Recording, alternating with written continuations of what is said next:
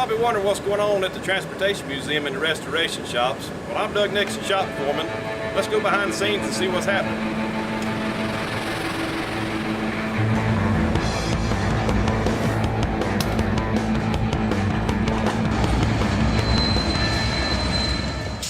And today I'm sitting inside the Beaufort Morehead switcher locomotive. It was used to switch cars at the Sunny Point Terminal and at Beaufort Morehead Railroad. It has a unique feature. It has the opposing pistons for the diesel locomotive. Fairbanks Morse used those engines for use in submarines during World War II. Got into the locomotive company a little bit late and did utilize that system in the locomotives that they did offer. We acquired it at the museum in 2004. We've used it on site some. It's going through some repairs now, trying to do some upgrades and some light maintenance work. We hope to get it out in the shop next few weeks, do some tests on it and get it out on a regular rotation.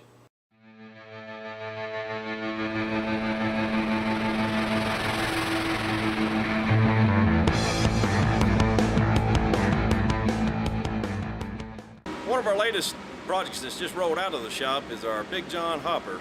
Everybody says, why did Big John get its name? Well, at the time, in the 60s, Jimmy Dean had a song, Big John, as we all heard, kind of stuck with the size of this rail car.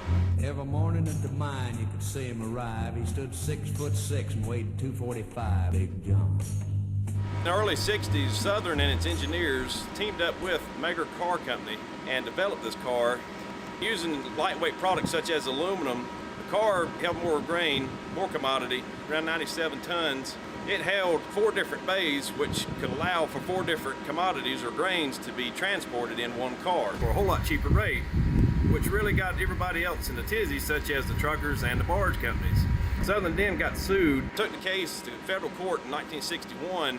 Southern finally won its victory in 1963. Days later, carloads of grain was being hauled on Southern in the Big John hopper.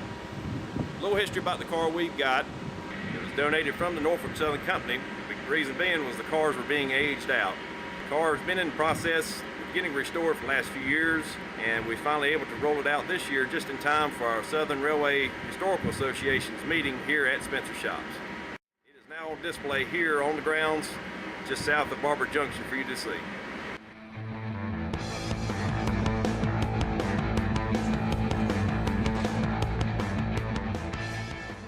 One other project we have here at the museum going on is our 1924 Canadian car and Foundry car. It was originally started as Canadian National intercity passenger service, which later got reassigned to Montreal. We purchased the car in 1992 as used for here on normal train rides here at the museum.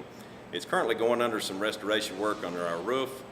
We have it here in the restoration bays, the Roundhouse, trying to get down to the original substrate of the roof.